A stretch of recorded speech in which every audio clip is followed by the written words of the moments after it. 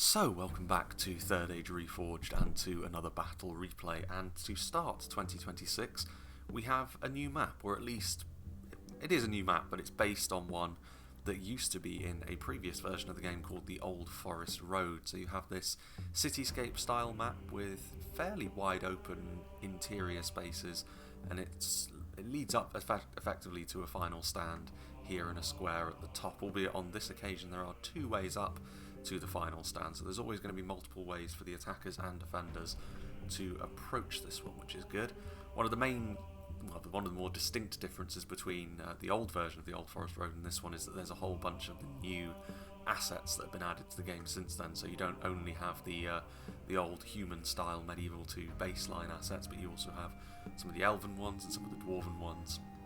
But yeah, this is effectively a cityscape at its heart, and yeah, it'll be interesting to see how the defenders approach this. There isn't really any sort of unified theme, unfortunately, for this one. It is going to be another one of those where things are a little bit all over the place with regards to who is involved, and there's really nothing I can do to make any sort of theme out of this one either because of how chaotic it is. But still, a new map is a good way to start off the new year, I think. So we'll go through the attackers first and foremost, as we often do, starting off with Soccer Enjoyer over here, who's going to be playing as Cardolan. Cardolan, of course, in terms of their baseline morale, that's always a potential concern with them. But when it comes to siege battles like this, they do have a good mix of decently solid numbers, but also it's the supporting units that they have, which can really make the difference. Cardolan men-at-arms, again, decently well armoured, good shields, will be able to absorb a decent amount of damage, which is exactly what you want from this sort of unit. But again, the downside is that they will run just that little bit more quickly than their equivalents from factions like Arthedain or Gondor, for example. But Cardolan's crossbow focus is something which really does set them apart. The gatekeepers here have got those halberds in melee, but the crossbow bolts at range are where they're really going to be earning their bread today, you would imagine. And in cityscapes like this, it can be easier to get attacking crossbows into position to do the business, and that can make all the difference. I mean, it is a 4v4, so the attackers will have to be a little bit more considered with what they're doing than perhaps, we can see from 4v3s or 5v3s. But yeah, the crossbow should still be a very effective unit in this kind of situation. We have the Tharbad Tollkeepers as well. Obviously, when you have over 200 spears, that's going to be a decent amount for the enemy to mulch their way through. Again, defense is where they really shine, for the cost as well. Decently shielded, very good at absorbing ranged fire in damage terms, but very poor at dealing their own damage, and also they still have that morale issue. We also have the Tharbad Warhammers here at the back. We've got the bodyguard unit that the forces of Cardolan do have, an armour-piercing bodyguard as well. So again, any armoured units on the defence are going to be in a decent amount of trouble at the end of those blunt instruments. Like the armour upgrade on these guys as well. Yeah, really well-rounded bodyguard unit this, especially when you're dealing with armoured units on the defence. More Tollkeepers. Got some cavalry as well. We've got the Dunedain captains leading the way. They don't have the armour upgrade on this occasion, but I kind of prefer them without, honestly. I kind of like the sort of Dunedain aesthetic that they have like this, similar to the Wardens of the North and the Dunedain Troll Slayers from the sister kingdom in Arthedain, and they're being backed up by mercenary crossbows as well. So as an anti-cavalry force, this is a pretty damn good one. You've got a very good unit of melee cavalry backed up by some mounted crossbows. So yeah, in terms of trying to lock down the open areas of the map, that shouldn't be too much of a problem for Cardolan. With these units, and the crossbows will also be useful in the interior of the settlement as well. Even the regular cavalry could be, considering some of the space that you do have to work with. And a trebuchet. Trebuchets, of course, can be a real double-edged sword for whoever is using them, but we'll see if they manage to get good value off of them. Then we have another green human kingdom. Killeen is going to be playing as Rohan. Last time we saw Rohan, they really suffered at the hands of a runic cavalry charge. We'll see how they do on this occasion. A little bit more of a well-organised position this time, and they're unlikely to have a whole army attacking them in the rear. Rohan do have some decent things about them when it comes to attacking in a siege, but also some pretty distinct weaknesses. The Helmhammers here are one of the strengths, a very good unit of armour-piercing bodyguards, but those big shields means that they can push through if they're part of a general advance, but also very resilient to enemy arrow fire from the front. So yeah, that armour piercing as well, always going to be handy. Westmark infantry are pretty good in melee. The downside to them in this sort of situation is that they have fewer numbers, and the armour and shields are not really as big of a focus as they can be from other human kingdoms, so that does let them down a little bit considering what the primary goal of the attackers generally is in a siege, but they do make up for that a little bit at least by being pretty damn good in melee for what they are. And the same sort of story really with the Westmark spearmen. So you do sacrifice a few numbers, which is not ideal in a situation like this, but as long as they're acting in a support role, perhaps for the more numerous Cardolan, that could still end up working out quite nicely. The Helmingas are a decent skirmishing archer as well. Once again, Rohan's slightly lower priority placed on their armour does mean that in comparison to other equivalent units, for example, if you look at the equivalent units from Dale, they do fall behind a little bit, but they will still do the job and they're still decent in melee. Plenty of javelins from the Eastmark spearmen. Throwing projectiles is something which Rohan can lean on a bit more. They are very basic, but they are very numerous as well. The same sort of thing applies to these guys as would apply to Orc javelins or Snaga skirmishers in this sort of situation. They're so numerous and cheap enough to the point where you can send them forward and it's an awkward prospect for the defenders to deal with efficiently. We of course have the other end of the spectrum when it comes to throwing projectiles in the Medisailed Guard. Very strong unit of javelins and melee bodyguards. Weapon and shield as well, so more defensively minded, but well-rounded. Tough to deal with as well, just because of how high quality they are. Eastmark archers, obviously nowhere near as strong as the Helmingas, but numerous. Well, I say numerous, they're not actually that numerous, but they're cheap. And yeah, volume of fire. And then of course you have the shield maidens as well, which, yeah, throwing axes. This is one of the most important units in a siege situation for Rohan to use, because they don't have phalanx units of their own. Their units are not quite as resilient maybe as some of the other human kingdoms because of their armour, but this is a unit which relatively few of the other human kingdoms have access to, and they can be very effective with them as well. Sons of Aeol, so Lancer Knights, so they can join up with the Cardolan force and should be able to dominate the open field. I mean, considering Rohan are here, I wouldn't imagine the defenders would have been placing too many eggs into the win the cavalry fight basket, but you never know. Can catch the enemy out. And over here, we have Numenor, played by the Warlord. So Numenor, very much an infantry-focused faction with armour, unlike the Rohirrim. We've got the Pharazim Swordmasters and the Royal Legion of Armenelos, so bodyguard tier units, very high quality as well, both of them. Unsurprising to bring both, I would say, in this sort of situation, especially given your allies are focused on slightly different things. Balagai archers with the armour upgrades as well. Not necessarily the most damaging archer in the world, but they can be a real pain when it comes to trading that fire back and forth when they're upgraded like this, and that also means that in melee they can take a little bit longer to kill off as well. We've seen recently the steel bows are very effective while they still have their ammunition, but the ammunition supply being relatively low has hurt Numenor recently. We'll see on this situation if they can make the limited ammo supply work for them. However, again, that armour piercing, if they can pick the right sort of targets, then they can be very effective indeed. We've got several units of the regular Balagai footmen without the armour upgrades, so similar really to the Tharbad Tollkeepers, albeit not quite as extreme as that.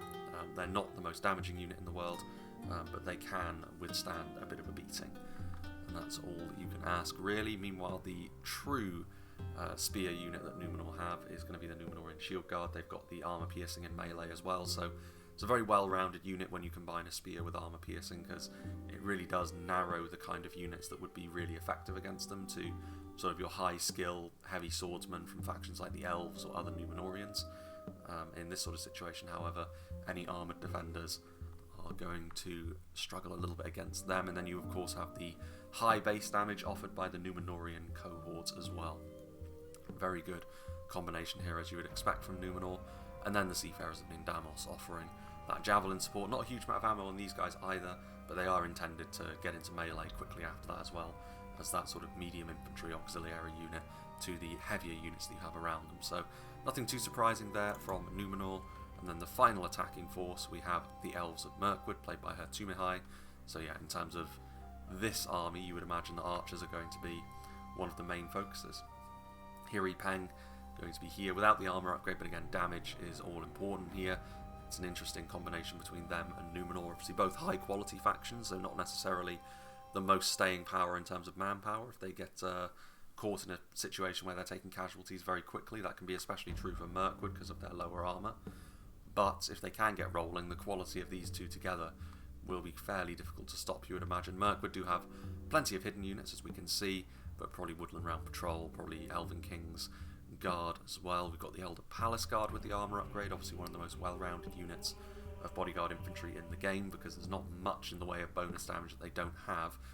The lack of a shield is really the only main thing, and considering the at least comparatively low armour for a bodyguard unit, even with the upgrade, that can be a potential concern. But yeah, still a fantastic unit, of course, ever the fan favourite. Elder Council, so more javelins, throwing projectiles, very much a feature of the attackers here, which is not too surprising. And then over here on the flank, we have more unupgraded mainline Mirkwood units in the Hiriak. I mean, the shields will still be handy, however, one of the examples where Mirkwood do have a bit of resilience to enemy projectiles from the front. Now then, making our way into the settlement through the Elven Quarter and across these bridges as well. We'll start off with the player who sent me the battle replay and who made the map, I believe, in Medex. He's going to be playing as the Shire, so an interesting force on the defence. Obviously, individually speaking, stuff like these Hobbitry and Arms are not going to be the most resilient one-to-one, especially when you put them up against Sylvan Elves and Numenorians. But still, armour piercing, so not completely hopeless against the Numenorians at least. Numbers going to be the most important thing here, but yeah, it's the supporting units is the reason why you would want to play as the Hobbits, and numbers, I suppose. Because Proudfoot Protectors, we've got Banderbrass Archers in there as well, so crossbows, decent quality archers, armour piercing and melee as well, with, well, the Banderbrass Archers and the Battling Brandybucks here with those scythes of theirs, and the Shire Guard, another armour piercing unit. And after all, Mirkwood don't have any phalanx units of their own. Doesn't look like Numenor brought theirs either, so in terms of pole arms, they do have a little bit of an edge there potentially, but they will be one of the main targets that the attackers want to try and focus down with their own archers. We've got, that's just more Shire Guard. We do have some mercenary crossbows from the defenders as well. Again, fast movers. I imagine they're going to stay in the interior of the settlement and be used as regular crossbows that can simply move around a little bit more quickly. Because yeah, going out into the open field with Rohan and Cardolan having what they've brought, potentially Mirkwood as well, depending on what's hidden in the trees, would be suicidal really. And also enemy archers would rip them to pieces pretty quickly. More Proudfoot Protectors. We do have the skin changes as well, which, I mean, in terms of a damage spike, could be very, very effective indeed. Monstrous infantry often can be, but Mirkwood and Numenor do have the quality to deal with this sort of unit a little bit more quickly than some other factions. We've got Ruffians in there as well, so some basic javelins just to offer a bit of extra support. Don't know if there's any Dunedain Rangers hidden in and amongst here as well, possibly, but we'll have to wait and see. Moving on, we have Lothlorien, played by Bosnian Populator. He has got Lorien Archers, so again, in terms of defensive positioning, Lorien's Archers and Throwing Axes should be very, very effective. They've also got stuff like the Galathrim Spearmen. Obviously, in terms of quality, they're going to be a far better match for Numenor and Mirkwood. It just remains to be seen whether the support that the Shire can give them will be enough to tip the balance of power in their favour, given their defensive positions. Got Kindred of Celeborn as well, Throwing Axe unit, Bodyguard tier, a rare enough thing in the game. Lorien Bladesmen and Spearmen, so obviously with the defenders having lower amount of money because of it being a 4v4, they are going to have to lean on some of these basic units a little bit more so, and it will be a real test for them when the Numenorians start scaling the hill. Lorien Archers do have the poison projectiles, of course, but that's going to be more useful, I would suggest, against the middlemen and northmen over on the other side than it is against the full-blooded Numenorians and their fellow elves. Galathrim Archers will be able to chip in melee as well, and then yet more Lorien Spearmen and Bladesmen. There's some Galathrim Warriors hidden here at the summit of the settlement as well. So an interesting and more numbers-focused approach perhaps, but that could be down to necessity because of the 4v4 nature of this fight, and Galathrim Archers guarding the rear end of the settlement as well. Over here we've got Cand. It's been a while since we've seen Cand actually, and they're a pretty well-balanced faction in a situation such as this. Nurad Footmen, so armour piercing in response, which will be decently useful considering Cardolan and Numenor's presence on the field. Big shields on the Footmen as well.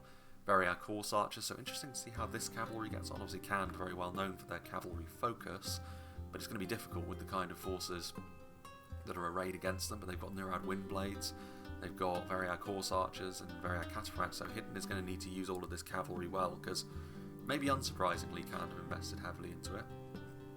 But yeah, we shall see.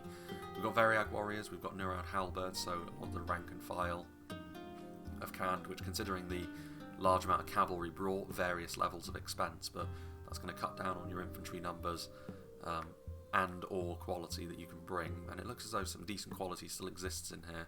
So Brotherhood of the Spear, and then we've also got some Nomadic Marauders for some javelin support, but also we have got the Nurad Stormguard, which are obviously a very, very strong unit of polearm based infantry. And then the final attacking, or the defending force I should say, that is going to be taking to the field today is going to be Arthedain, played by the Womb Raider, so they're going to be facing off directly against Cardolan by the looks of things. And again, Knights of Anumnus, so cavalry is going to be a big part of the battle, it would seem. And considering the amount that Khand has brought, I think it's going to be a relatively evenly fought contest in that regard. So we'll see who gets the better of that. Wardens of the North, another armour-piercing archer, albeit unlike the steel bows, they don't have that curtailed ammunition supply, and of course being bodyguard tier, they're fantastic in melee as well. We've got Dunedain Troll Slayers hidden, not surprising to see them and the Rangers, so yeah, all of the Dunedain class units are here, and they're often very, very effective when they're on the defence and the enemy have to march into them. Arthedain Marksman, decent in a skirmish fight. We'll see what Cardolan have brought in terms of long-range archers. There probably is some hidden in those trees out there. But again, it'll be relatively equivalent units, because at their baseline, both factions are relatively similar. Main difference being Arthedain have to pay to upgrade their armour, but Cardolan have got that morale issue of theirs. Slightly less damage focused overall as well. Lots of regular Arthedain man-at-arms. Again, you can see the fact that because it's a 4v4, they haven't had the money to be able to upgrade the armour. That shouldn't be the make or break for them, but it is worth bearing in mind as the battle goes along, because that will just lower their effectiveness over the long haul just ever so slightly. And then a couple of units of the defenders of Fornost as well, who should be pretty good against the likes of Rohan and Cardolan. Obviously heavy swordsman is something that those two factions kind of lack. So yeah, we will make a bit of a cut because the attackers are going to have to reorganise themselves a little bit and have got a decently long way to march before they start testing the defence, and the defence will probably shuffle themselves around a little bit as well based on how they are set up. But yes, I will make a cut and we'll rejoin when the battle is about to get underway.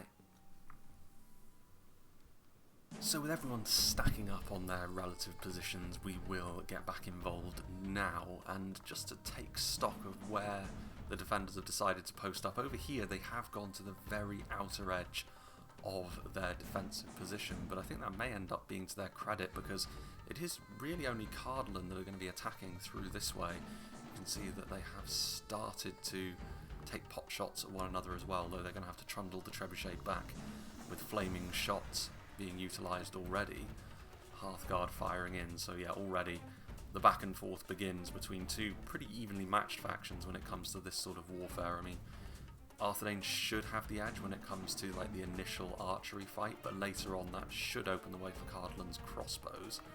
Over on the other side, however, they are not defending the complete settlement. They are ceding the low ground over on this side, the elven part of the town, to the attackers immediately. So Numenor and Mirkwood are going to be attacking from over here, so they are still going to be pushing from 4 different directions. It's just that Mirkwood are going to be attacking from right the way over here. Very our horse archers are over there. It's a pretty thin and winding path, but also the most direct route to what is effectively the town centre is Mirkwood's to try and take advantage of, potentially.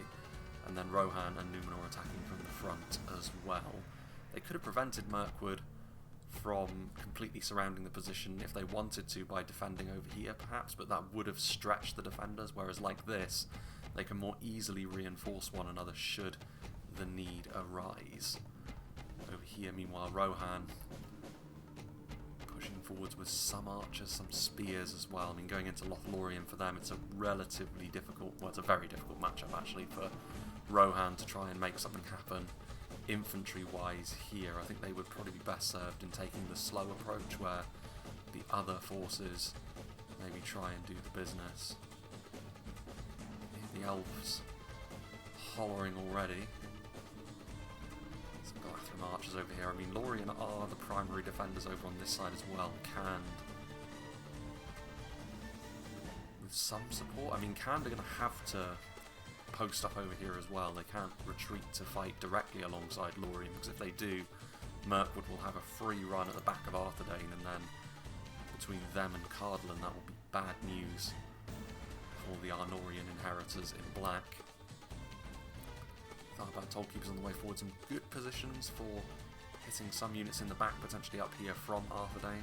Cardolan archers firing away in a back and forth between these two. It's not going to be fantastic for Arthedain. The light armour of the Dunedain Rangers will be exposed by the Cardolan archers. They are going after the sharpshoots. I did mention that maybe as the battle wears on, the crossbows could prove to be a problem, but by committing them early, you do put a little bit of pressure on Arthedain. You can see there's already quite a few dead bodies in behind the Cardolan lines, or the Arthedain lines I should say, but putting the crossbows in harm's way is also too juicy a target to ignore.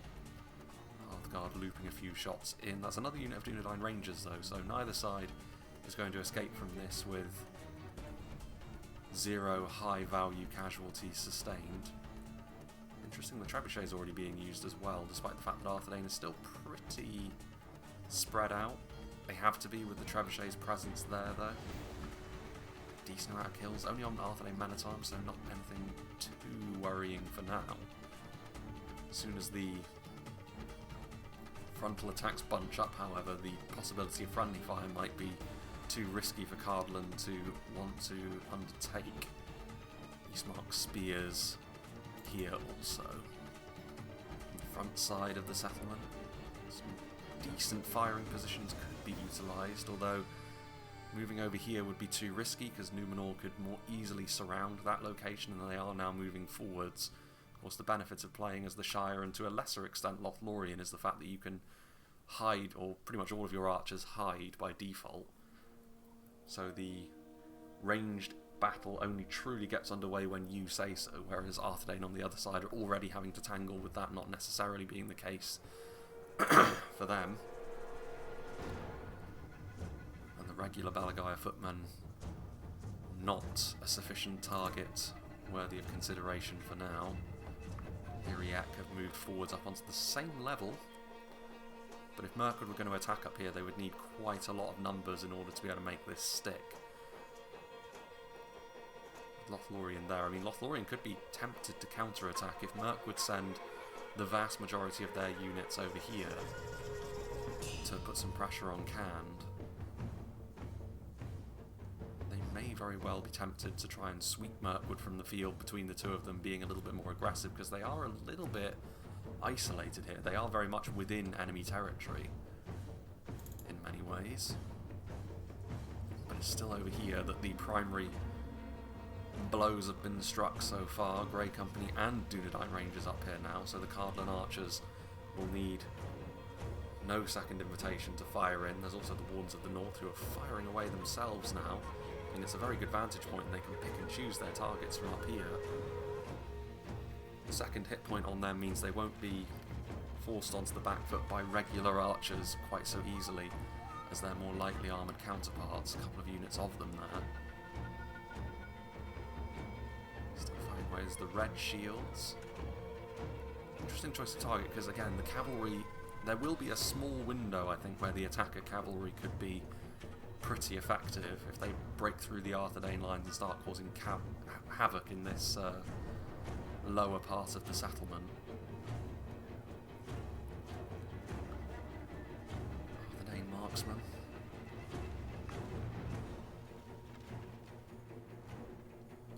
Still taking a few pot shots. Again, the sharpshooters have moved forwards, very depleted. At this point, they're so depleted that you could argue maybe ammunition is not going to be at its most useful against them. Turkish hunters have been revealed by the Balagaya footmen standing at the base of the cliff they are currently operating from. But again, regular hobbit archers like this, you could make more of a case for shooting the Banderbrass archers, I think, but it's a hard one for the attackers. It'd be a no-brainer to respond in kind if you have the outright numbers advantage, but not necessarily the case in a 4v4. And yeah, they are going after the Banderbrass archers, so going after the slightly stronger variant. I mean, they are more armoured as well, so they will be better at withstanding regular arrows. Meanwhile, attempting to move forward here with the Balagaya footmen, but they're completely on their own. And I mean, the skin changers will take damage by doing this, but we mentioned in the composition phase the low damage the Balagaya footmen have. And they will struggle to leave an impression on something as tanky as the skin changers.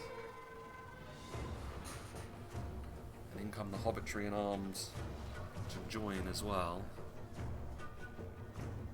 No indication that Rohan are going to be moving forward just yet. Also no indication the rest of the Numenorian force isn't moving forward to assist them, but perhaps the crossbows and other such units are the reason for that, and indeed they do end up breaking. Having a monstrous infantry unit like this can be super useful, especially for a force like the Hobbits, who aren't going to be able to do as much damage with their infantry units by a long way.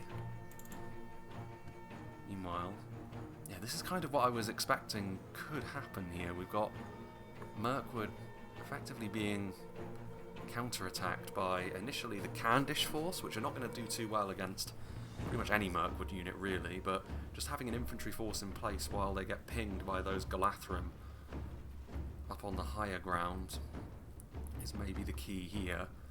I think they would be better served by sending in the Lothlorien units first and foremost, to be honest. There's not a huge amount of ranged support over here after all. Some casualties littering the front of this area over here. Candish horse archers being forced backwards by Mirkwood. Mirkwood having to take the slower approach as well, and I mean that's understandable, because even if they went all in to try and go up to the town centre, Cand would then move forward and surround them. But if that's the case, everyone else needs to be putting some pressure on the defenders, and that would include Rohan, even though they're not necessarily in the best position to attack into Lothlorien. But all of Lothlorien's army is not here, so sheer weight of numbers will have to be Rohan's friend there, and you would back Numenor's quality in the long run against the Hobbits, even if they can be quite an awkward foe to face. So far the defenders will be reasonably pleased with how this has gone. I mean, it's been over here where it's been far more tit for tat. You can see the dead Cardolan forces, mostly those crossbows, but also elsewhere, and then in behind you can see a little bit more spread out, but similar levels of casualties, if not slightly more perhaps, for Arthedain. Trebuchet would have played its part in there for sure. The crossbows, despite being mulched a little bit, will still have got some kills while they were getting shot, and they will continue to do so as well, even if there's only 13 of them left. Each bolt that does find its mark will result in a kill, or more than likely. Back over here. See, I mean those Mirkwood elves actually moved forward on the offensive, which is bold. Again, they'll find good purchase against a single unit of Nurad footmen, but those Nurads just sort of getting in the way really as the arrows find their marks, and some of the units that have maybe overextended a bit get welcomed to the town by their Lothlorien brothers. Yeah, especially these basic Mirkwood units, they will not be very good under sustained arrow fire. Variag horse archers joining in with the Galathrim, albeit the Galathrim have stopped firing for now. The Elven spear line. And in terms of efficiency, those Lothlorien elves should be a little bit better in this sort of situation. But this is also the kind of situation for Mirkwood where, again, having your manpower slowly bled out like this is something the elves respond relatively poorly to a lot of the time. Then over here, Numenor have got some more units. They can hit the defences over here from two different directions, and I think they need to think about doing that in conjunction with a Rohan advance sooner rather than later, perhaps. Like I said, there's not too much of a problem for now, but I do think Mirkwood will slowly but surely start to struggle in this fight when you consider that all of Cand and a good portion of Lothlorien are guarding against that one army. There has to be a numbers advantage somewhere on the field, and I do think it's over here, because Arthedain and Cardolan are mostly in a 1v1 all on their lonesome, but Cardolan are moving forward, so fair play. They are now engaging, albeit those javelins colliding with the Hearthguard. Arthedain Troll Slayers being a menace once more. They're a very tanky unit, the Hearthguard, but they'll struggle there. Knights of Anubis crashing into the Eastmark spears. They may be spearmen in melee, but that was a charge that was landed nicely. Where did the Cardolan cavalry go? I mean, there's Riddermark skirmishes coming forward, but surely the whole point of the cav was to give you a shield against this sort of thing. Merc crossbows and Dunedain captains. And the initial line is now here, but they need immediate support, you would suggest, and they need to keep their sides clean from the cav that will continue to cycle charge in here once again, and that will probably end up routing the Eastmark spearmen. I mean, the Riddermark skirmishers are moving up alongside a unit of Cardolan spears to put some pressure on Arthedain's flank as well, but some Merc crossbows from the Shire will help stem the bleeding. Again, I quite like Cardolan moving forward like this, but across the rest of the battlefield it does mean the attackers are going to have to pick up the slack as well, because there's every chance that Cardolan could end up losing their whole army as a result of this, even if they do end up doing a decent amount of damage in return. Tollkeepers just preventing this cavalry from going right around the other side. I mean, the ruffians are there. Again, not necessarily the most devastating of javelins, but they are right there. Again, those spears are fair play for them not routing. Will they fire their javelins at point blank? They will. Decent hits, several riders falling. It would definitely be worthwhile to trade a unit of Eastmark spears for a unit of Knights of Anubis. Those Arthedain riders will need to get a little bit more value off before they can consider themselves paid for, and actually Cardolan cramping around the side now. So yeah, maybe a little bit too spread out Arthedain to be able to survive against a concentrated attack here. There's also some Rohirrim forces and a good opportunity for the Sons of Aeol. We already saw in brief what sort of damage knights could do in this sort of broken field situation, which is threatening to break out over here. Rohan could be the ones to take full advantage of this. So yeah, this has gone quite well for Cardolan now. Wind in their sails a little bit. Ruffians taking an awful lot of arrow fire as they wade through. Just the occasional bit of Rohirrim support has made a big difference over here, I think, actually. Those Riddermark skirmishers pretty much on their last legs now, but they've been throwing their javelins, they've been getting involved. Mercenary crossbows are right there as well, who, to be fair, will be able to fire into this blob of Cardolan infantry and do pretty critical damage to them. There's also the small matter of Arthedain's just generally higher quality when you talk about their better units of infantry, which will be harder to deal with. Yeah, javelins. It's hard to note how much damage the Cardolan range support has been doing as well. The rangers have moved forwards, still crossbows in the backfield, but yeah, Sons of Aeol are now moving forwards. Knights of Anubis, to be fair, taking a bit of a chunk out of the Westmark spears. So elsewhere, Rohan, in fairness, microing elsewhere, and considering that they're having maybe the better of the engagement on the other side of the field, there's not so much of a rush. Mirkwood, on the other hand, I mean, positionally have actually claimed a bit of high ground. So across the board, the defenders managed to gain some small victories here and there, and these can snowball as the game goes on. Mirkwood are less likely to be able to keep this attack going because, for a start, they're all on their own. There's no Rohan infantry over here to give them a little bit of support, but also just they themselves don't have the same sort of numbers that Cardolan can to sustain a lengthy attack into hostile territory like this, especially when, if you do send forward high quality reinforcements, the Galathrim are immediately going to start shooting at them. Meanwhile, Dunedain, Sons of Aeol are in here, but they've taken a huge amount of damage very, very quickly. Troll Slayers, perhaps, are one of the reasons for that. There's Horse Archers, Wind Blades as well from Canned. So, Canned with more reinforcements over here now as well. Surely over a prolonged period of time, this is going to be too much for Cardolan to bear. It's just whether or not this allows some of their allies in to do some work as well. Defenders of Fornost will do a good job against the West Marksmen. They certainly will when Dunedain Troll Slayers are joining them. Again, they've been very effective of late.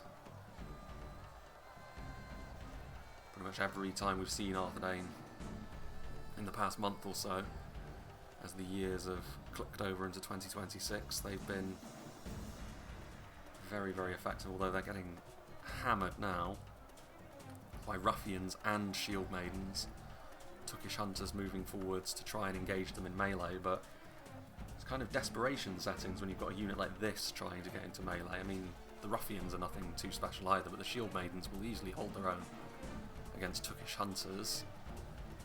The extra bits of damage have definitely added up. I mean, you can see the Hearthguard are still in and amongst here, and they took a fair amount of damage from the Troll Slayer javelins themselves on the approach, but still in good enough shape to make a good impact on this fight.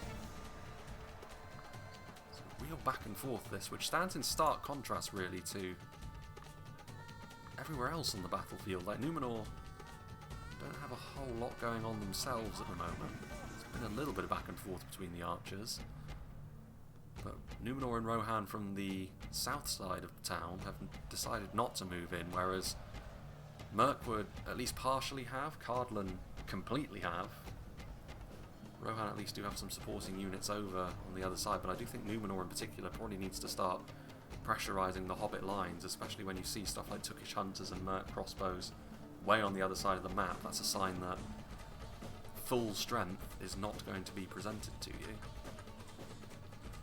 Entwives, we've already seen a little bit of the defending monstrous infantry and the skin changers do some lifting.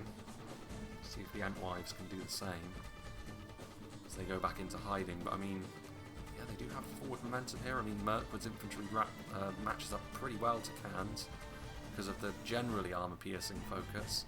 Dryad warriors are maybe an example of something a little bit more efficient, but then that's still more quantity rather than quality, and more infantry is being siphoned back. You need to maintain a presence over here because the rest of the Mirkwood force that could move through here, it's a long way off though. Again, the distance to march for Mirkwood would still be pretty substantial, but not the sort of thing that can be ignored either. Red shields firing away, Arthedain marksmen up on the hills. Yeah, and those shield maidens firing directly into the back of the Arthedain man-at-arms. This will be enough to rout them. It's a bit of mutually assured destruction over here though by the looks of things, because both sides are going to be very, very depleted by the time this is all said and done. But whoever does win is going to make a big difference. If Cardolan does, they'll force Khand into a retreat and they can link up directly with Mirkwood here in the north. If Arthedain were to win, however, the attackers don't really have much ground to show for an awful lot of bloodshed. Crossbows taking those hits, Sons of Aeol, who certainly took a bit of hefty damage earlier. The Wards of the North taking a charge from what remains of them. An important unit to try and whittle down if you can, and undoubtedly the target of those crossbow bolts too.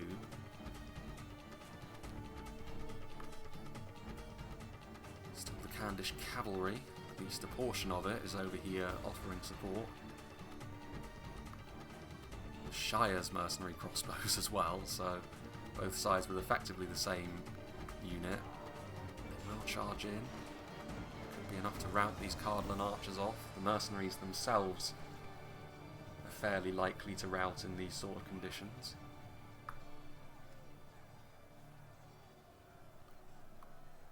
Brother to the Bow getting involved as well. Still the Dunedain Rangers. I mean, this is always something which is going to be fairly difficult to keep track of, especially in a fight like this, which has turned pretty chaotic. What sort of damage are all of the ranged support units doing? I mean, Dunedain Rangers, in particular, something like the Gatekeepers are going to be able to do a lot of damage to other units very, very quickly. Defenders of Fornost are moving in, but they're going to get caught up in some pretty serious crossfire. Albeit a little bit of friendly fire by the sounds of things there. Sharpshooters are routing, 44 of them. That's probably an example of Cardolan's lower morale biting them a little bit, just having a little bit less staying power when the going gets tough in comparison to their kinsmen from across the border. Yeah, this unit of Merc crossbows has actually been pretty effective as a melee bludgeon here. I mean, surely not for too much longer. Shield Maiden's getting overrun now. Another unit of Arthedain men-at-arms. And I think, yeah, the extra support that the defenders had over here, pretty key. Rohan were over here, of course, as well, but more Candish and Shire units in support of Arthedain than was true of Cardolan, which is fine as long as you're making inroads elsewhere. Numenor now moving forward, and to be fair, they are making a bit of a play for the town centre directly here.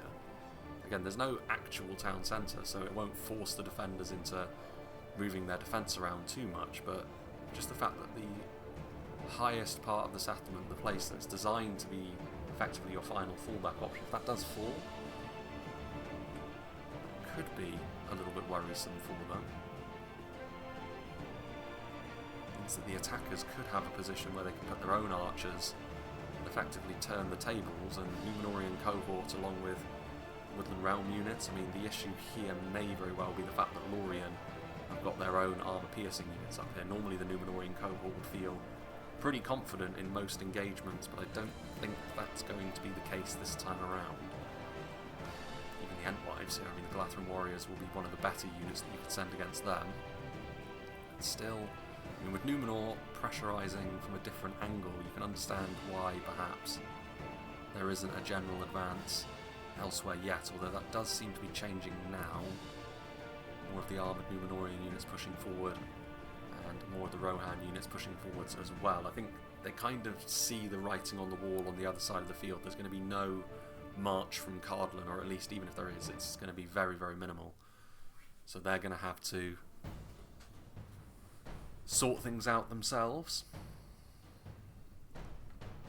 Westmark Spearmen going to try and worm around this defensive line. I mean, that's all well and good. They can stop the Kindred of Celeborn from throwing their axes, but they're still going to get absolutely murked in melee by them.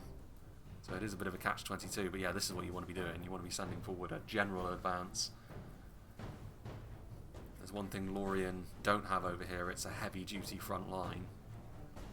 Decent enough in terms of their efficiency, their finesse, but it's one of those instances where even Rohan's lower numbers on foot don't change the fact that they're going to have the edge when it comes to just being a little bit more of a brute. It's a little bit more like it, a little bit more pressure. And Numenor also now moving forward to try and deal with this three-layered Hobbit front line. I think that they saw what Numenor were doing and started moving their units, but didn't quite get them all into place. The Ruffians are there, however. Shire Guard will get into place to pin the Numenorian infantry down as best they can. Yeah, javelin support, once again, chaos erupting. Yeah, the Proudfoots are in a good position, however. This will be a pretty gnarly advance for Numenor, having to deal with those crossbow bolts. Some of them are hitting the dirt in front of them, but enough of them are still hitting the Numenor infantry for it to be a problem. Over here as well, though, I mean, Shire Guard have been drafted in to help bolster the front line, and they have stymied the momentum for now, albeit Palace Guard are in there, taking a bit of damage. They're going to need more units to keep up the pressure, you would suggest. And also getting attacked from over here. So now we're seeing an awful lot of different theatres open up, and how each one goes is going to colour how this battle ends. Again, though, the problem here is that Mirkwood should be really good in this sort of situation against most of Can's units, but the issue is going to be whether or not those halberds, whether they can close the distance in melee without taking too much damage. And even if they do that, the halberds are still going to slow Mirkwood's progress down fairly heavily, so Mirkwood won't be able to stop Can from sending more reinforcements over to potentially stop this attack for the town centre dead in its tracks. And there goes the Arthedain general. Shot on the retreat. But I think, having a look over here, gatekeepers are still alive, the red shields heavily depleted. Whatever happened to the Cardolan Cav? I mean, we saw the mercenary crossbows, but the Dunedain captains? Is that them over there? Where's the Sons of Eorl? I mean, the Trebuchet's still alive. Don't know if it's still got ammunition. Dunedain Rangers? Maybe because of the presence of the Gatekeepers you could make... Yeah, with the crossbows as well, I guess you could make the successful argument, considering Arthedain are pulling back, that it was a very, very minor Cardolan victory. I suppose. But if Arthedain had remained with all of their units, would that have been different, perhaps? The Windblades would have made a big difference, but... Yeah, I guess Cardolan do have more than Arthedain. So fair play. I mean, that aggression served Cardolan well in a vacuum, but across the rest of the field, things have been a little bit more mixed for the attackers. And even then, a victory that's so costly has its downsides as well. They are doing a decent job here. The halberds not enough to keep out of reach of the Royal Council's two-handed swords, but the nomadic marauders just trying to pick away at that elven manpower. Canned pushing forwards with as much manpower as they can muster to try and get through that one Mirkwood unit, because then they would be able to surround this position over here. Albeit I don't really know if the attackers have what it takes up here anymore to be victorious anyway. The Palace Guard silencers just arrived, but it looks like they're trying to worm their way free. Over here will be an interesting test of the Hobbit's strength, because this is a pretty hefty attack coming forward from Numenor at this point. The rank and file from the Hobbits is surely not going to be up to the task of holding these guys at arm's length indefinitely. Armour-piercing arrows almost certainly going after the Proudfoots. Indeed they are. Not the easiest shot, but still having an impact. The other unit, mercenary crossbowmen from the Shire, we already saw the one on the other side be pretty effective. Cleaning up some stragglers over here as well. Rohan, on the other hand, the big advance they enacted. They've got Medicel Guard on the front line. Helmingas and Eastmark archers in support. Again, it's the numbers which are going to be giving the elves pause, especially considering Lorien have got a fair amount of units guarding the town centre, and yeah, Cand had all of those extra units in reserve, so they're going to have to be the ones to come over here and help out against this growing threat. 123 Lorien archers, far fewer amounts over there. The poison projectiles could have an impact if they hold out for a little longer. You can see over here on this side of the line, I mean, the Westmark Marshals were sent in, but they don't match up too well against Lorien units like this. Kindred of Celeborn. Very, very nice unit indeed. Bathroom warriors on the way forwards. Variag warriors going to join the front line as well, and in terms of numbers, that's a very welcome sight. So Rohan probably will be stopped dead in their tracks here. Cardolan don't have too much left, and I think the Mirkwood Numenor attack over on this side will eventually fall by the wayside. Albeit again, it'll be similar to that Cardolan Arthedain fight on the outer reaches. Again, Can's reserve units that they've been able to maintain have been pretty key here. Mirkwood have managed to get their way through now. Elder Council, but again, it's not exactly a huge army which they have. It's pretty much just one unit, isn't it? It looks like it. Cardolan cavalry is here as well. What's left of the Cardolan army? Tharbad Warhammers are still alive, which is a pretty nice unit to have in the late game. Gatekeepers, even if they don't have any ammunition left, are still going to be pretty good as well, and they do have a road they can take to support Rohan. It's just whether or not Rohan are alive by the time they get there. And there's also the looming danger of the cataphracts and other Candish cavalry still alive. Meanwhile, those crossbows have done a real number on Numenor. Also, the Shire Guard have been a pretty reliable front line. Again, 1-to-1 they would struggle, but the support around them has allowed them to hold, and then the skin changes as well have offered that much needed damage spike. Still more support units from Numenor. Of course, the thing that you have to remember is that the entire Numenor army wasn't pushing through this location. There was a few of them going around this way and then also helping Mirkwood as well. Both sides have been mixing and matching their defensive positions. It's not just one army for one location. We've seen attackers and defenders across pretty much every theatre in this battle so far. Things can get pretty chaotic. As some Swordmasters, I mean, there are the Cataphracts up there on the hill, the two remaining Grey Company. I mean, they'll rip their way through rank and file hobbits all day long, the Pharazim Swordmasters, but they are isolated from any sort of support, and the chances of getting shot by crossbows or potentially skewered by Cataphracts are very real. Cardolan on their way forward still. They'll be glad the Cataphracts are not over on their side of the field, though. It does give them free rein to support as and when they're needed. The Entwives have moved forward. More of the Lothlorien warriors are dead now, so waiting to commit them forward may prove to be wise indeed, and in conjunction with the remaining Palace Guard, they will get forward momentum here. This will be an instance where the attackers are able to push their way forwards. Nomadic Marauders will buy a little bit more time, but it won't be enough to alter the outcome of what's going to happen up here. This might be, though. Full strength unit of Nurad Stormguard. Very, very potent unit indeed. So again, another instance of whoever ends up winning this fight is going to come out of it very bloodied. The Numenor General falls. If that had been the other way around, the hobbits might be in trouble, but nope. Mirkwood silences down here. Fire more or less point blank into those Nurad footmen. Just try and dump the ammunition as quickly as they can and then get into melee with the Candish infantry. Will they get another volley off? They will.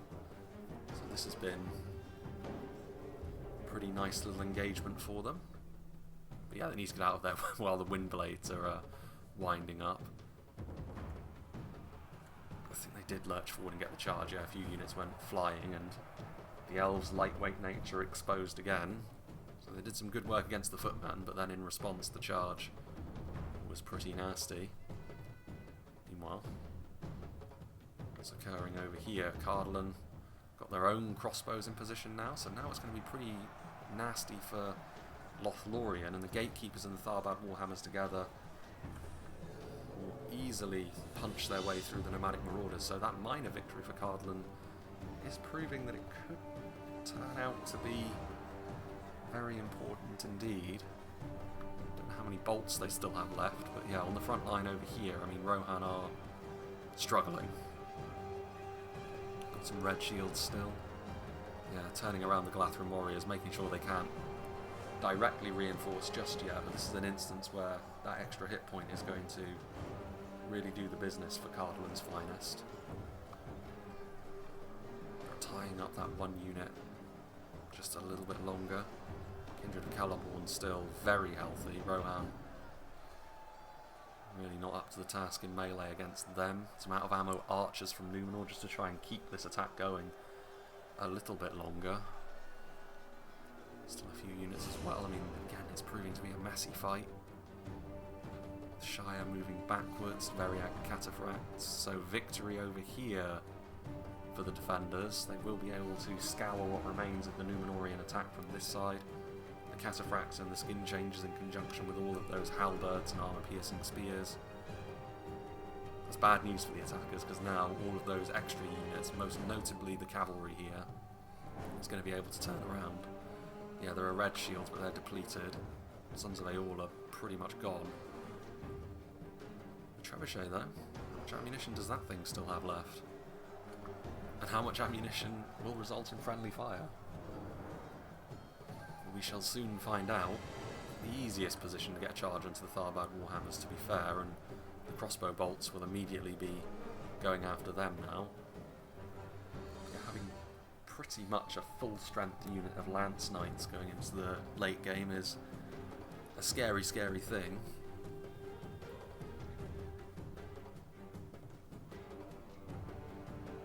Yeah, there's not even stragglers from those Dunedain captains. It's weird. The axe is drawn.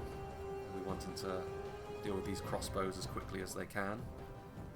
3 cataphracts have fallen. And they'll be happy enough to keep them away from the remaining infantry over here at the moment, the attackers. Yeah, Glathren warriors, having already been battle-weary by the time those warhammers arrived. The gatekeeper's now getting into melee alongside the Medicel guard. That'll be a little bit more troublesome for the Kindred of Celeborn, and indeed they have taken more damage, albeit some of that was probably from crossbow bolts as well. The arriving hobbits, however, turning this into a real mosh pit of an engagement. There goes the Cardolan general, but the units that Cardolan have left are not likely to rout quickly. I think the mercenaries were just dealt with by the cataphracts, the warhammers, and the gatekeepers will take more to rout than most. Yeah, over here they have managed to claim the summit of the settlement now, albeit again with how much left? Very battered units. But no pressure coming from the other angles now, at least nothing too substantial. We've got the Elder Royal Council once again trying their luck at a prepared phalanx line, which is fair enough, but they're going to get cycle charged by 2 Knights of Illuminus at the same time, so this probably won't end as successfully as the previous instance of this happening. Albeit they crashed into the wall there. Not very good horsemanship. So they've claimed the high ground, but with not a huge amount of units, and I think they kind of need to move down here to engage, because I think from a defending perspective they will want to try and finish off these units over here, and I think, yeah, those Variag cataphracts, they're going to be able to get their lances down. I mean, yes, the gatekeepers have got a nasty anti-cavalry weapon, but because of the numbers that are involved here at this point, one good charge even into a phalanx unit should be enough to do devastating damage, and then you can rely on the strength of the rest of your infantry from there.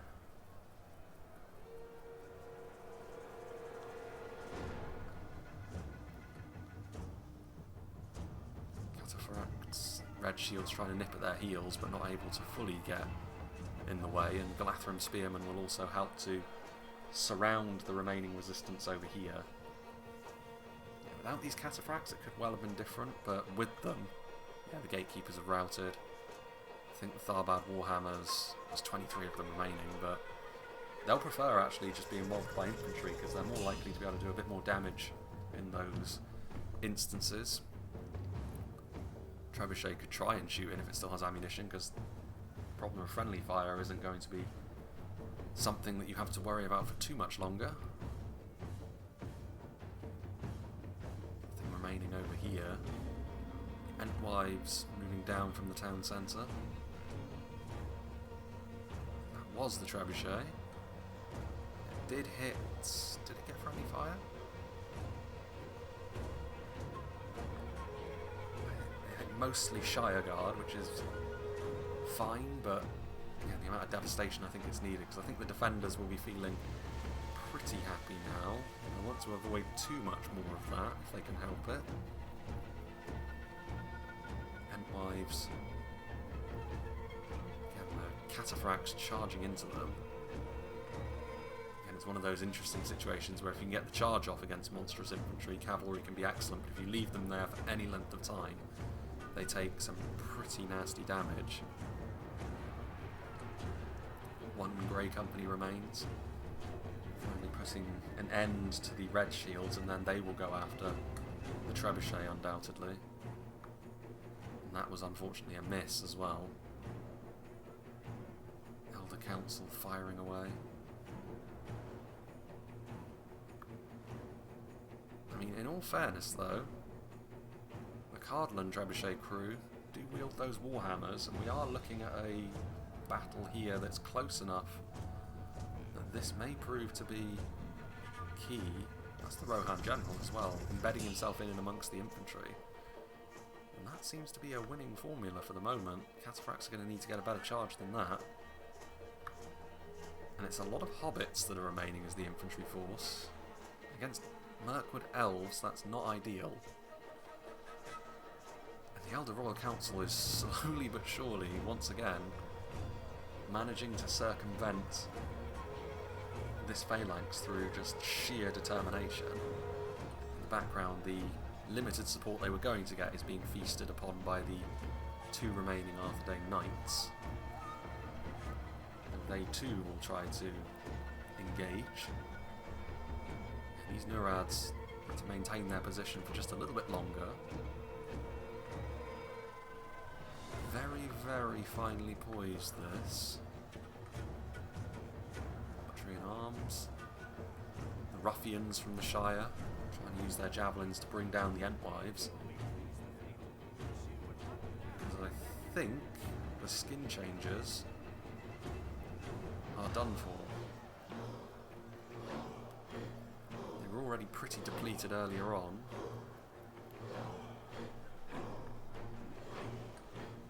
Trebuchet back online as well. Getting a nice hit into the remaining Banderbrass archers. Again, at this point in time, every arrow could count.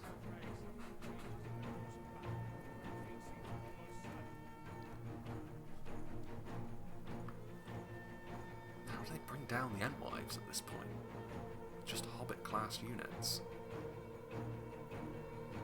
Nothing seems to be remaining over here. I mean, there's the Knights of Numenor. I think they're going to try and get in the way of the Knights if they were to cycle charge, which is worth maybe one charge, but still. Grey Company being chased by Theoden. Again, there's been a lot of little battles in this fight. It's been chaotic, but in a measurable way. Lots of small victories and defeats. Ooh. Grey Company victorious.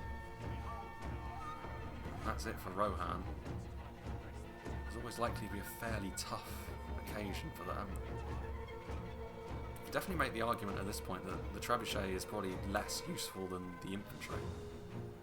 If that trebuchet crew was to meet up with the Mirkwood forces, that would be pretty good. Kindred of Celebrant. There's not many of them remaining, but they'll have slightly more to them than the Hobbits, and indeed the Entwives look to be falling away. There's one Troll Slayer, but these are the sort of margins at this point that are important, because that Troll Slayer is going to have good damage against something like the Entwives. Still, those Variag Cataphracts represent something very, very potent. Depleted as they are, pretty much everything is depleted at this point. Proudfoot Protectors in melee as well, being pikes, that's going to be a problem for Mirkwood, and you can see that has borne out really, because the Elder Council doing well enough in melee, but no real momentum has been secured.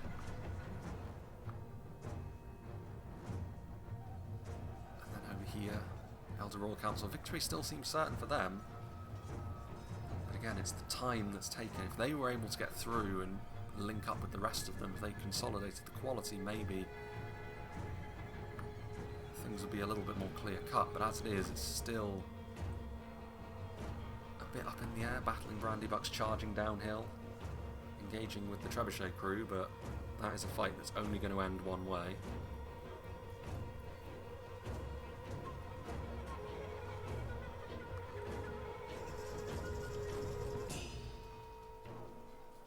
Candice General on horseback as well. But yeah, trying to get a rear charge into the artillery crew is pretty key at this point. The damage they're capable of chucking out cannot be ignored.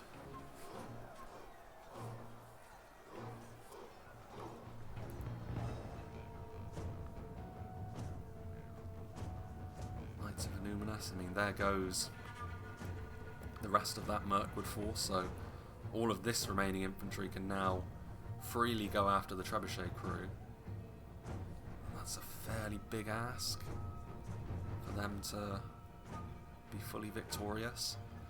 Surely as well, I mean, the Elder Royal Council are being killed so slowly. I mean, they will eventually win out over here, and they're such a strong unit as well. It could be enough. If the Trebuchet of Numenor crew does enough damage to the remaining Hobbit and Elf infantry. There goes the Mirkwood General, however. Again, depleted cavalry is also having its say here.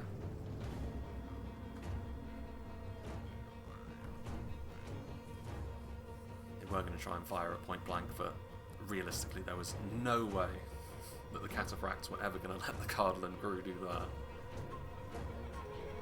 And they will have to do their final work on the battlefield here as a melee infantry unit.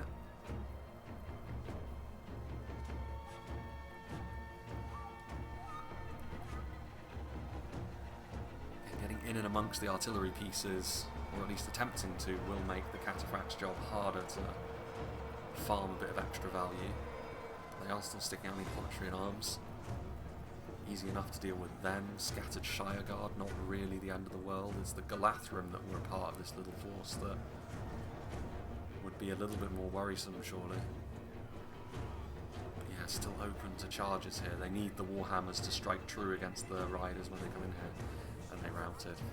I think that might be it. Cardolan's morale coming back to haunt them. Cavalry doing the business. Which leaves, I believe, just this resistance over here. And actually Lothlorien were sending their forces over here anyway. I mean, it's still 50 Elder Royal Council to deal with, which is not the easiest thing. They've still got cavalry. I mean, the Variag Cataphracts can come over here as well to try and chip in with damage, but it's just whether or not they have enough to actually bring down this one unit of Mirkwood bodyguard at this point. That's what the whole fight has come down to. All of the little victories and defeats for both sides have culminated in this. A lot of the settlement has been used as well, which, considering it's a relatively big area for a 4v4, not bad at all. I mean, Shire Guard, but we've already seen what happened to the Nurad footman. It's going to really be a test of whether these Galathrim can hold themselves together long enough for the cavalry to get the damage done that it needs to. There will be that critical mass as well of, if the Elder Royal Council get depleted enough, then they can be cycle charged a lot more easily by the remaining cav, but one of the Knights of Numenor fell as a result of charging in here. Again, those two-handed Elven blades will be pretty good at dealing damage when the cavalry is static, and they can tell that because it's the main problem. And there goes the Candish General. Again, not really a problem at this point because the cataphracts are alone on the battlefield from a Candish point of view at this stage.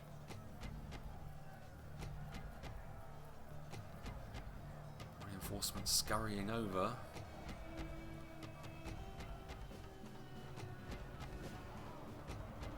One of them falls. I mean, at this point it's the only way that they're really dealing reliable damage.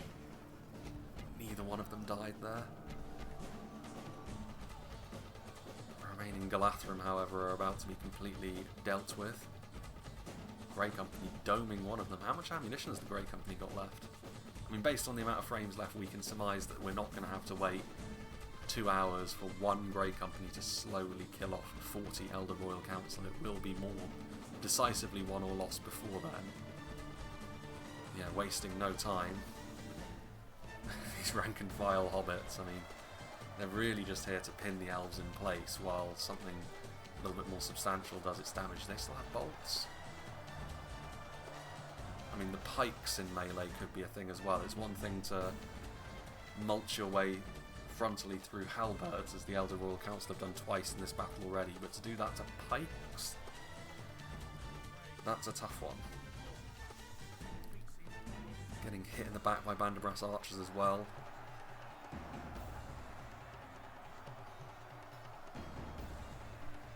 There goes the final Knight of Numenor. I mean, they need to do that to the cavalry, but in so doing, of course, they turn their back on the melee fight. I think with those 20 Banderbrass archers, that one Grey Company, the extra damage done by these charges and the pikes in the front line, it's going to be too much, I think, for the Royal Council, just about. Yeah, and you can see now that they're sort of tipping over that event horizon of just having too few men to be able to sustain a fighting line. Looks like the Banderbrass are out of ammunition though, so they're just going to be committed into melee. is almost a certainty still.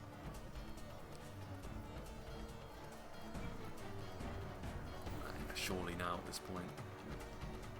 Each passing moment another elf falls. 2% the difference.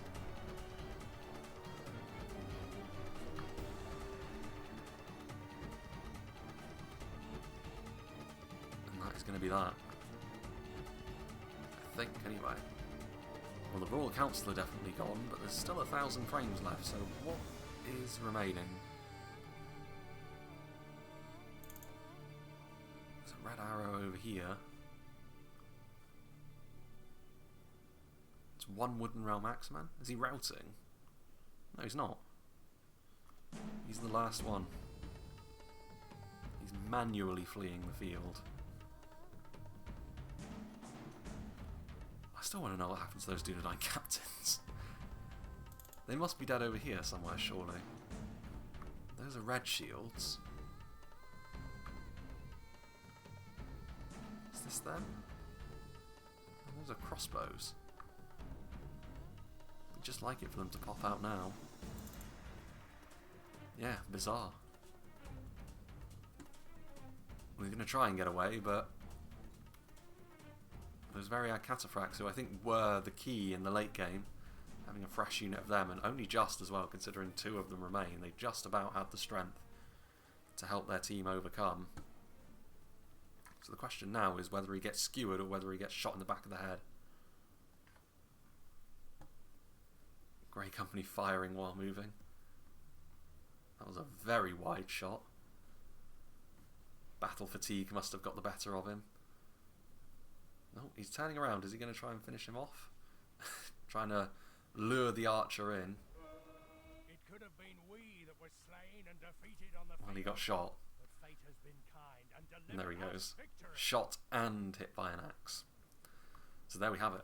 A very, very close battle to open 2026 with on a new map that was inspired by an old one. And yeah, I mean, it's when a battle is this close, it's hard to really pick it apart and decide what the other team could have done differently, because any one really small thing could have made the difference here, considering the margin was what it was. I mean, from a attacking perspective, I mean, maybe the Numenor attack on the hobbits didn't go as well as they would have liked, but the reason for that was that Numenor were having to spread themselves across 2 different choke points, and if they hadn't have done that, then there's no guarantee that they would have had the muscle to be able to take the top town centre, even if there was nothing of Numenor left by that point. Mirkwood obviously did very, very well, but then they do match up quite nicely against Canned generally, and even the phalanx units which Canned have, which are usually the reason why Mirkwood would be a little bit worried. On this occasion, not too much of a problem for Mirkwood. And yeah, but other than that, I mean, Cardolan, they did quite well, I think, over on the other side, considering they probably had less support from their allies than Arthedain had from theirs. But they were still able to scratch out a minor victory. And yeah, just really, really fine margins here.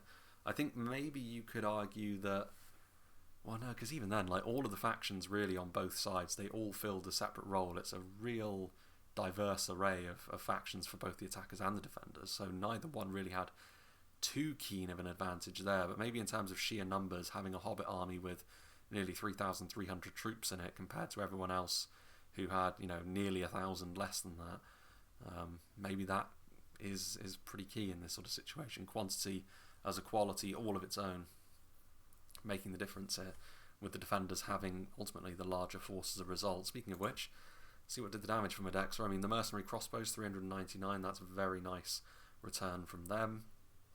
Over 250 on Tookish hunters, not half bad either, considering most of them were firing at Numenorian troops as well, battling Brandybucks, one of them with over 200. Again, that armour piercing coming in very handy, and then nearly 250 from the skin changes as well, which, considering they're a really obvious target in and amongst the Hobbit roster, especially for a force like Numenor, who do have the ability to burn down those monstrous infantry units pretty quickly, that's not a bad return from them either, and used quite nicely too. So yeah, big thank you to Medexa for sending this one in, and I believe creating this map as well. Big thanks to all the players for being a part of this one. Obviously it's now a new year, So we will be looking at, for now, continuing as we were, but hopefully when everything has settled down a little bit in employment terms for me, we can have a look later on in January about doing some other little bits and pieces alongside the regular schedule that we've got at the moment. But again, that's still a bit of a fluid situation at the moment, because technically speaking, when I'm recording this, it's before I go back home for Christmas. But by the time you're seeing this, the new year will have come and gone. So we'll see what awaits. Planning too far ahead has its own risks after all. But yeah, big thanks to all the players once again. Hope you enjoyed this, and I hope you'll join me for whatever is next.